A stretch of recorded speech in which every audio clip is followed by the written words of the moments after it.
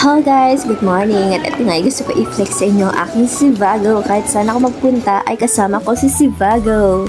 So, by the way, 1:30 AM na yan. Kakatapos na ng break ko and back to duty na ako. Pero before that, syempre, diretso muna tayo sa CR para mag-CR. Syempre, ano magagang sa CR? So, eto nga mga beshi ko. Kailangan natin mag-CR bago mag-duty. Syempre, harap tayo sa pasero. Anong baho hininga natin, di ba?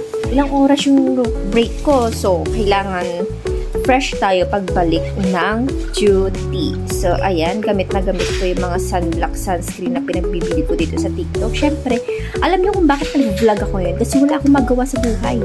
Nag-vlog na lang ako as for the memories. Malay mo bukas, resign na ako. Char! Pinapanalangin talaga makapag-resign na. Hindi ko rin alam kung bakit hindi pa ako nag-resign hanggang ngayon. Siguro, nag-iipon muna ako para magkaroon ng business. Eh, hanggang ngayon, wala pa nga akong ipon. Hindi ko nga alam, Mari, bakit ganun? Akala ko dati pag nakapagtrabaho na ako, makakapag-ipon na talaga ako. Pero mali, baliktad. Wala akong ipon ngayon, may trabaho ako. Tapos sinabi ko pa noon, kapag na-promote ako, siguro malaki ng ipon ko. Na-promote ako, pero ngayon, wala pa rin talaga akong ipon.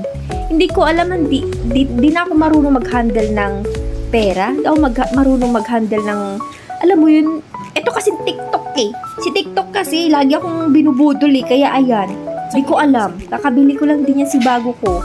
Di ko alam pag may mga bagong items kasi TikTok, alam mo yung dating wala ako na nabibili ko na siya ngayon. Alam mo yung ganon, pero gustong gusto kong paano mag-ipon, paano mag-handle ng pera. Parang yung nanay ko ay apakagaling mag-handle ng pera. Kaya siguro may purpose sigat bakit hindi pa ako pinapasahod ngayon 1 month is siguro kailangan ko magkaroon ng ipon kahit papano kasi yung the next month is magsasabay yung sahod ko. Sana Lord, sana makasahod na ako this month para naman may ipon at may savings ako. Minsan kasi pag may savings ako tapos may nakikita ko sa TikTok, wala na.